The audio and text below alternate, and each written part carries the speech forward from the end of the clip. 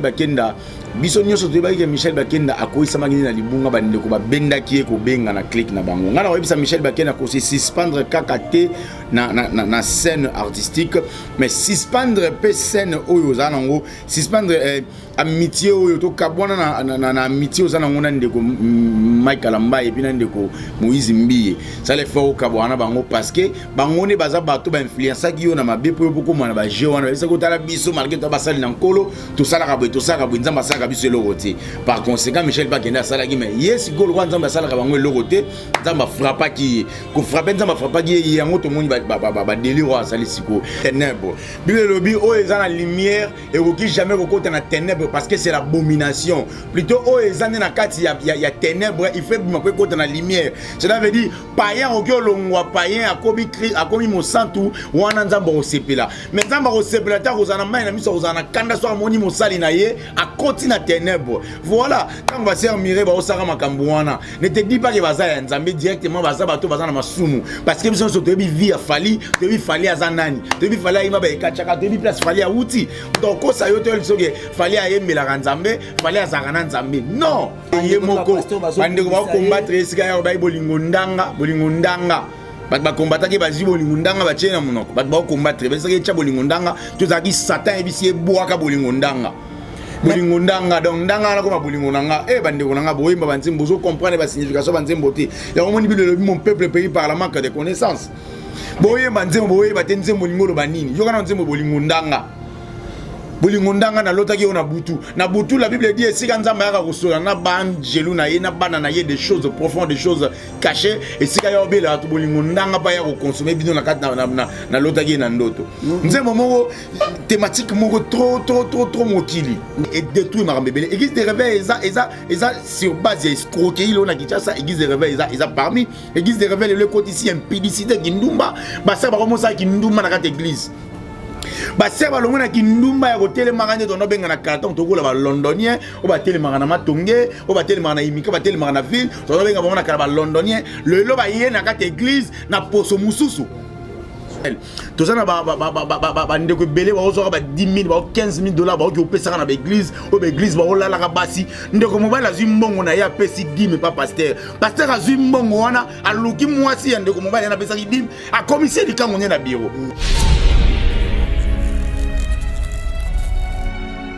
Mbote na balandi nyonso ya chez biso télévision izangai humble serviteur na bino na kombo ya Eliezer Bilkilombo oboyebi mingi na kombo ya orphelin de la presse et na émission na bino bolandaka mingi na kombo ya zone neutre lelo oyo na ozalanga moko te na plateau na ozala na moko ya bapatisa moko ya banaliste oyo boyebi na kombo ya Yams tosani analyse par rapport à les actualités oyo zotambola na ville province de Kinshasa précisément na RDC bato nyonso boluka boyeba ekomi na niveau nini makambo ngebandela ki wapi et puis ekomeli wapi na thème na biso oyo tozolobela lelo sexy tape ekomi wapi na yebite soki naza na liloba moko ngai na mon réalisateur Isa Papa Chik Mokadi que je salue en pensant soit ko funga na invité na nga na pesi mbote ndeko Yams mbote ndeko mwana mboka et puis mbote na bandeko nyonso ba biso libanda mboka toza bongo na ndeko na biso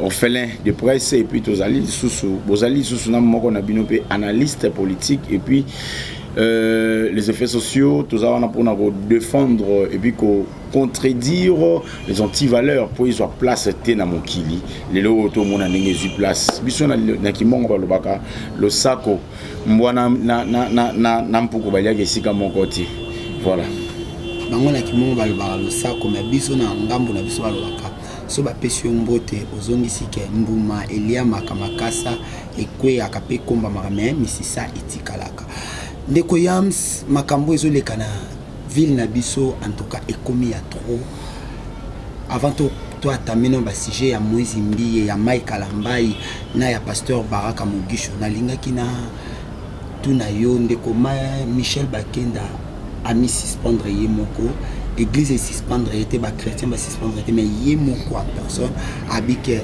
na sonyo na salaki na mabeo na salaki na ko s'exposer en tout cas na mi pesi suspension jusqu'à nouvel ordre to yebite pour na yo yambi nouvelle wana ndenge C'est une très bonne chose. D'abord, je tiens à féliciter Moto Nzambe, Michel Bakenda. Nzamba limbisa yo, puis Nzamba pambola yo.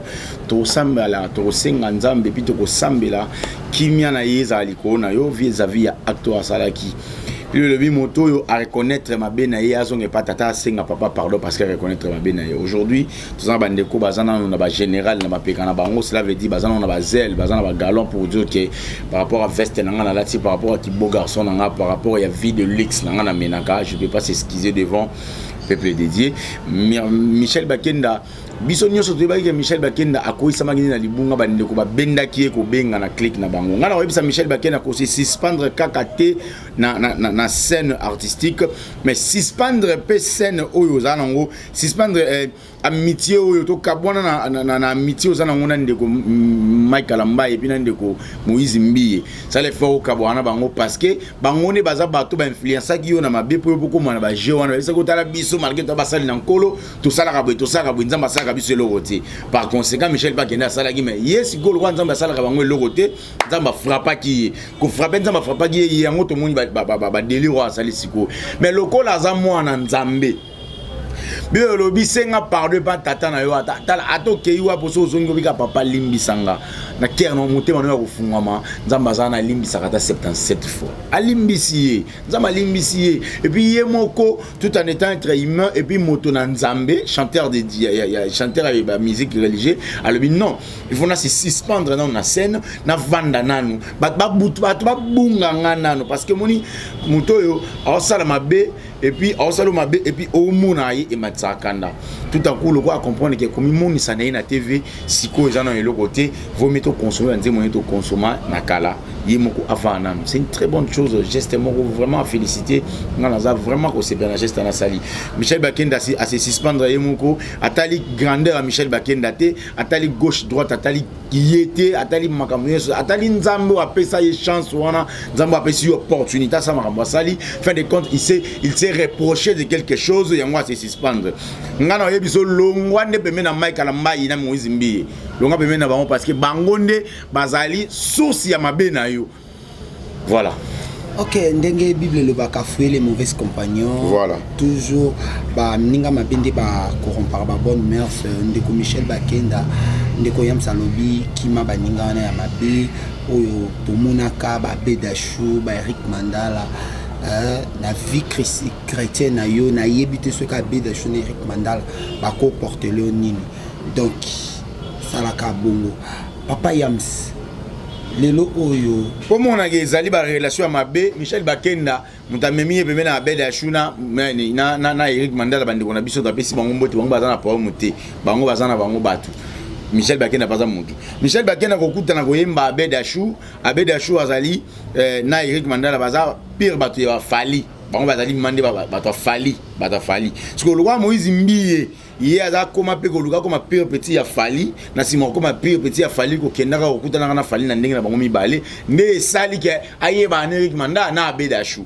alors le quoi ayeba na Eric Mandala na Bedachou yango wana sali ke Michel Bakenda pe le quoi ayeba ni na Moïse Mbiye bakuti sa Eric Mandala na Bedachou ba solo laka pour bakabela $2500 pour ya imba nzemba yembaki to condamné était parce que déjà 5 volumes c'est pas nzambe je dois son problème na été acte il s'est posé eza acte mo fait ba ndeko basali ba bêtise ope ba sala yango ba senga bolimbisi et pas ya bata mokité pas ya nzambe place bino hôtel makawana liboso ya itumbele pona ba yembela nzambe zonga wana yo senga nzambe pardon ka wana et puis on se suspend ndeko na Michel Bakenda avant to attendre la question mususu la moni to mekakaka coincé ba mission chrétien no bazo bazo ko évoluer en RDC est-ce que oyebisi Ramanda Malela o auti ko sala succès makasi na kata RDC na biso au mona ba vidéo nete na fali pour bazo ma nzembo ne moko kuta auti sala clip moko alobi ke nzamba tala mutema nzamba kipa na oyebiso boye la Bible a dit ne mélangeons pas des choses de lumière et des choses de ténèbres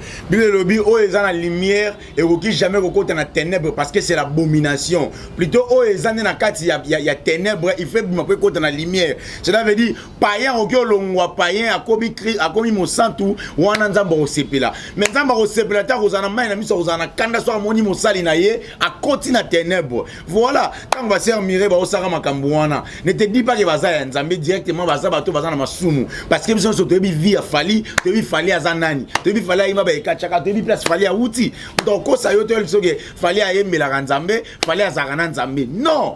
Mais to boité fali atoyebi parcours na ye aza musicien profane o ayembela nzambe te mais tout to landeli bien to m'équiper ko tala bien to tina en dehors la musique baza batu bakokuta on ne refuse pas que baza batu est-ce que ngala ko yebi c'était que yo kanon nzembo nanga on a bimisi o est-ce que eza péché eza na texte thématique nini papa nzembo eza deux fois que mateya oyebi yango te. Ok, merci. Je sais la patronne à Mokolo Chaîne, maman Nanga, maman Lidi Moutamba, mère de Mokolo Chaîne. Et pourquoi pas la famille Naïmou Bimba. Mère, merci pour la chance où yo pesinga ya kolekaka na chaîne yo. Et nous tenons na biso ya mibale eza concernant ma prédication à pasteur Moïse Mbi Alobi. Pasteur Moïse Mbi Alobi, soki oye koyoka ndenge congolais ensemble laka. En tout cas, on peut comprendre que les Congolais ont ça ma bien assez à prière. Mais hier, à Rosenge la Bangouna ni ma bête parce que Azaka a besoin de Bango, va soutenir hier le ministère parce que le ministère n'y en a pas. Au moins, que d'autre part, malgré Bazo Lukaba, les Moubat Baloba, que Bazo Télé Bakal, mais Azaka Kanabulingwana, c'est là où Yesu Aloba qui aimait vos ennemis. Na yebite so parla ko interpréter matéa nindi ngai na interpréter matéa na ye négatif matéa mongo eza jeton matéa mongo yima kamno no c'est ça jeton il y a dans l'ité ya mongo te ate ya rabatu ya te ya makam leona lobby et bongo ba ser ba mindelo ba pasteur ba terre na Congo na Libanda mboka peut-être ba étranger to ba pasteur français ba pasteur américain le jour ka ba te ya ke nzamba pambola ozo visa nzamba pambola yo voyager nzamba pambola yo afa voyager au Bukavu Gemena to Burundi nzamba pambola bolongo États-Unis ke Burundi matéa na bango eza lié na ba prière ba ndimi na bango ba osala so yini mundimi alo ba nzambe mbasu na ko mbasa mokilité na ko mbasu ya yo nzambe eza lié na ba prédication na ye c'est clair. C'est clair. Et si vous avez une prédication, si vous avez une posa ya binobo kendete, vous avez une posa même ya bato bazakuna, baya ipa na ngai. Baya ipa na ebo ya zanani.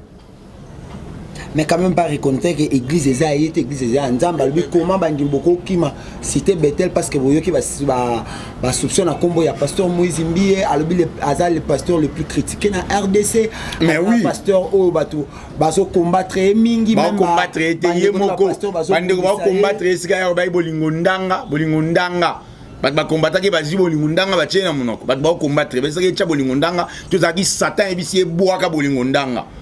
Bolingondanga donc ndanga na ko bolingondanga bandeko nanga boyemba banzimbo zo comprendre ba signification banzimbo te ya omoni bilo mon peuple pays par la manque de connaissances boyemba nzembo boyeba te nzembo lingolo banini yo kana nzembo bolingondanga bolingondanga na lota ki ona butu na butu la Bible dit esika nzamba yaka kosola na banjelu na ye na bana na ye des choses profondes des choses cachées esika yo bela to bolingondanga pa ya ko consommer bino na kati na lota ki na ndoto nzembo moko thématique moko trop mokili.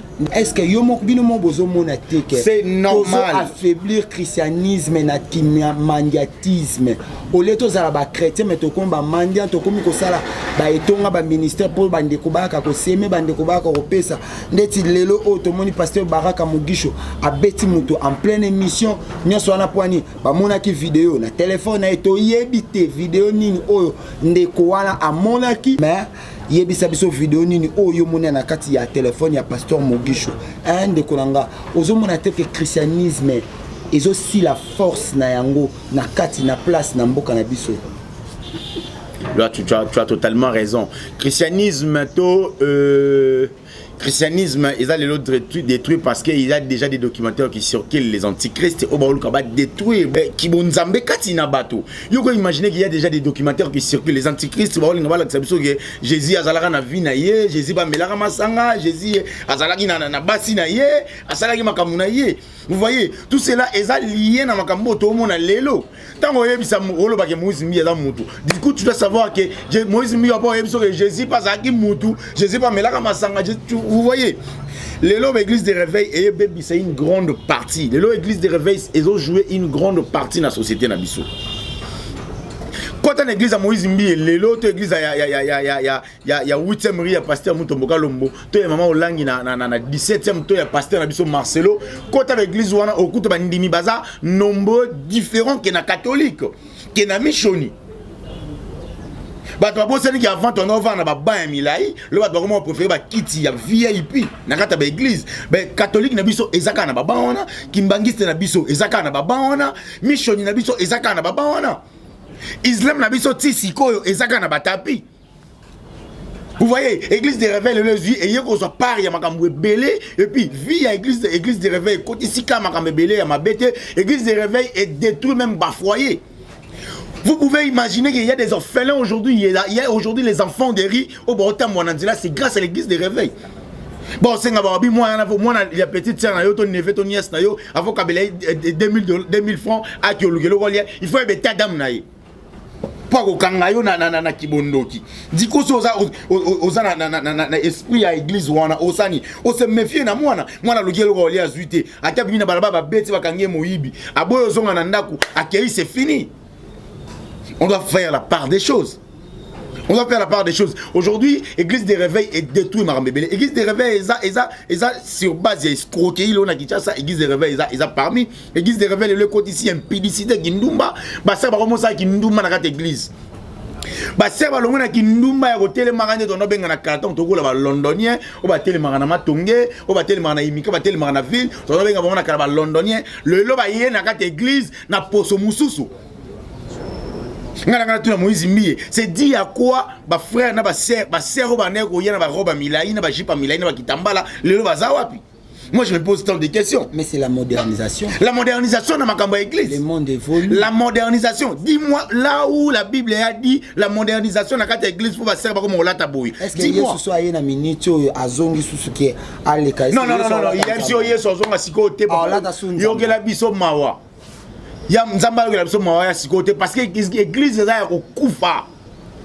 L'église est à okufa. Il y a une grande peuple de Dieu au bazar na kati ya bozangi boyebi. Alors nzamba fait l'effort bato wana bazonga na kati na ye après ya. Comme dit l'Apocalypse. Ndeko Yams TV Zangonga to comme okende presque vers la fin de notre émission. Déjà. Ouais. Lelo oyo pasteur Baraka Mugisho abundia en pleine émission à Betine de journaliste soi-disant que un pasteur comme lui, un prophète, il peut se comporter comme ça en pleine émission. Est-ce que ils a tolérable tous les caractères? Tous les locaux, il y a si parce que abandonner qu'on défendre Moïse Mbiye, les lots de ça Moïse Mbiye, so comment défendre en tout cas ils ont sous kama bendi ya mwana ndeko Baraka Mugisho beti mutu makofi ngala ko biso boye kuchaka ndeko Baraka te chape ndeko Kiziamina ndanga ko tricher na classe ko chape ndeko Baraka te chape ndeko nangai Nzondo TV comment il s'appelle Denis Lessi ndanga bande ko soka ba sisi église à côté ba on a kata mutu ka shot ba côté na bureau il a parlé de cela lui et moko na monoko na loba na TV il kochaka bangote zoba pasteur le roi Moïse Mbiye ba pasteur o roi Michael Mbaye na habité papa molimo ne aka Moïse Mbiye na habité ba to ba pesa ngam information mais papa molimo ne aka Michael Mbaye yango na frère te ndike papa na molimo za pasteur Moïse Mbiye papa na molimo abalate tata na molimo musane azo ba mitakala ya bana basi abato acha na telefone na ye aluka bana basi ngozana pe na mama matama bien na sima basi ya pembe si azamona ya 17e repas mamola mamola inde papa maman spirituel na ah bon oh là là la Bible a dit mon peuple est péri par la manque de connaissances. Ça fait très mal au monde marambele kasiko maman langi ye moko ba famille boni ya bebisi mais à son âme lui sera disparu. La famille boni avait dit ngana za victime ya prière maman langi que personne te trompe. Surtout ça na nerf solide l'autre ça va shake na balabala. Surtout ça na nerf solide l'on a mela bangi l'on a comme au katabatu. C'est ça dit va prière maman langi. C'est possible bakanga biso bandoki OK ba tanta peso mbongo ayebi so alobi na za mbongo opeso te mais okuti biloko na fulu ne ba obwaka. parce que maman langa bisa qui est famille na yo soka ye olie pa na yo il faut yebeta dam na ye mutu sala nga kota na naku na yo il faut yebeta dam na ye grand ça comment ko tshaba kiti libanda bo suka libanda bo kota na kati te pour ko envoûter naku na ye mais oui et puis ça que sika bible la modernisation il faut pas passer par comme au terre na bible c'est où il faut que sika bible lobi ça il faut pas luka ba comme olata ba jiba mikuse parce que lobi moté mandeza eza etumbela mutu nzamba tala moté mataka nini te na babata mabongo sur la histoire moi ça ndumba sukula yesu makolo balobani tout moi ça ndumba sukula yesu makolo yesu alobate yesu asileka te yesu abengana ete bongo Eliane le lati de la pasteur Moïse Mbie vidéo ya mutakala pasteur Moïse asipi mais pourquoi vous condamnez ngokasi biso to mona nde les hommes oyo bazan kati ya etonga wana cité Bethel milimo ya nzambe o ezakuna o nzamba na besoin na bango admettons que baza 300 to 500 to 1000 personnes baza kuna tale tout le coup ya bato ba bongo baza sous aveuglé sur l'envoûtement ndeko s'il vous plaît to comme na suka to tikena na 4 minutes nalina tuna mutuna na suka soki supposons na minute oyo ebimi ke makamba Moïse Mbie ezalaki buzz basalaki na bango mpo kaka basala buzz baningisa Kinshasa baningisa Congo baningisa Mokili. Voilà comment l'église aujourd'hui est détruite. Dis-moi ici qu'il dit na bala lukara buzz. Dis-moi ici ka Simoki mbanga lukara buzz. Les losos zuma ya kambo meli yango vie osaki na maladi yobiki. Les losos kisi ya libanga ma ya kamba libaya ya kamba au tche place moko boye ba demo ba kimi c'est no ba entre guillemets. Yangwande siki bebe yebisanga sika sangwa sala buzz. Yebisanga sika imam ya église islam a sala buzz na téléphone. Yebisanga sika sangoto pasteur révérend Michoni a sala buzz. Yebisanga ta fridolé ya mbongo ba on sika alugia sala buzz. To abe ya kirio eza kirie ya nini ya catholique eza. On doit faire la part des choses mon cher ami. Quand vous encouragez makambo zo sama ya mabe, ça fait mal. Ils ont pèsé sous bandeko wana force. To yoka ke bandeko ba oloba, basali nini, comment on appelle ça? Basali réunion ya église de réveil, ba condamner, ba luka ba retirer plainte. Basa bango nyonso wana, bango nyonso msana bango yango wana. Non mais balinga bango nyonso papa na webisi yo na lobby, so na notangi yo ba pasteur sikoyo na biki, na notangi lo Giziamina, Denis Lesi, na tangi lo Sonika Futa, na tangi lo oyo Mogisho, na tangi lo mususu ayaka lo wa docteur wana, akoma pe pasteur, na ye na bosani komone, komone zakana. Nani? Brian soki Brian. Na tangi lo lisusu nani, comment il s'appelle? Michael Ambai na bosani no senga dots na ye. Na tangi lo Dayo. Na baze belé. Basé belé ba pasteur baza belé o ba couru derrière bataille ya basi. Wow. Basé belé ba komisa ba yeso ka koti na kata bureau na tanga si sauter mutali boso na ngeza mwasi. En dehors de ça sécurité ko tarate. Basala ba bureau local et comme on dirait place ba ça ba sert ba avortement. Au moins na bureau awa me kuna mbeto pasteur o so na ma bonde na la awa. On doit faire la part des choses. Bande Kobalandi, avant d'appeler ça, invité à le Basuka, je vous donne rendez-vous pour un tout nouveau numéro au Tokolobela. Dossier bague na lokolo ya pasteur moko ya RDC au hasard renommé Tokolobela dossier oyo ya prophète Francis Joël et puis Tokolobela dossier ya pasteur moko ya pasteur surprise pour découvrir na émission Zolanda. L'Apocalypse a dit fils de l'homme azoizonga akuta biso na position nini. La Bible dit que ya zuba na ya ke na bango 1000 ans après il va revenir. Et ce qui a ye akuti biso otika biso na banani na ba Moïse Mbie. Heureusement qu'il y a un petit gâteau dans le monde. Heureusement qu'il y a un vivre dans la vie éternelle. Tout ça, il y a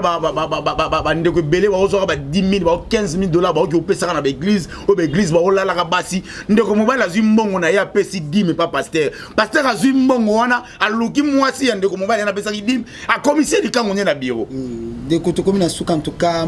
Makameze belé à oloba. To yambo na. Bandeko ba opé ça pasteur mbon pasteur ba bali ça bandeko na bango. Tout on va en parler. C'est plus de 143 89 59 38 38 3. 3 plus 243 89 59 38 38 3 tous un événement à mon nez Tokyo ta la femme vulnérable puis Tokyo ta la bana o bazala ba orphelin parce que je suis passé par là banu ba otambola bala ba ozangelo ka kolia banu ba osamaka mbebele ya mabe en tout cas ils a pas si mingi tant komona ba orphelin bazo kemba ba orphelin bazo lia emso lipa moko ka na journée bana ba obima te yo orphelin de la presse bana ba obima ba kusuna kata nzoto mais bande ko ba préférer bazo mbongo ba kena otika na ba église na pesa dadi Bible n'appelez personne votre père ou votre maître car il y a un seul maître na mokili zaka nzambe ou mon père spirituel là où tu vois ton père spirituel il y a mokili aka mutu moko ya nzambe na likolo c'est la Bible qui dit bati ko sa biso ma nzambe trop bati ko sa biso ma nzambe on fait l'événement ezali le 29 mars il y a février au tozato qui ko remettre ba cadeau ba mbé tout place bana bolele sous malamuté tous en 87 enfants au to kinotika na orphelinat ils na Selembao en tout cas il fallait na bibo mais par rapport à actualité dia ko ça na bibo l'autre fois na préféré ça cette fois-ci na Selembao to yotika la bana biloko olia ba mousse ba drap ba sandales ba kisi ko permettre ba calmer non ba fièvre so moi on a vu fièvre na butu avant à ça donc numéro ya mwana muto azape na bonne frère osunga ba orphelin to zape na poso mona ba image de na sala n'hésitez pas ya komelanga na WhatsApp dans ngande na lobby na otindo ba vidéo na téléphone donc ya biso ezate ke to linga to lia na sima bana wana ni ba pasteur walinga ba lia na sima nzambe baso mo pangu na sima nzambe ali ba luka su basi na biso na sima nzambe OK ni ba le vignon c'est banda bien ici la bien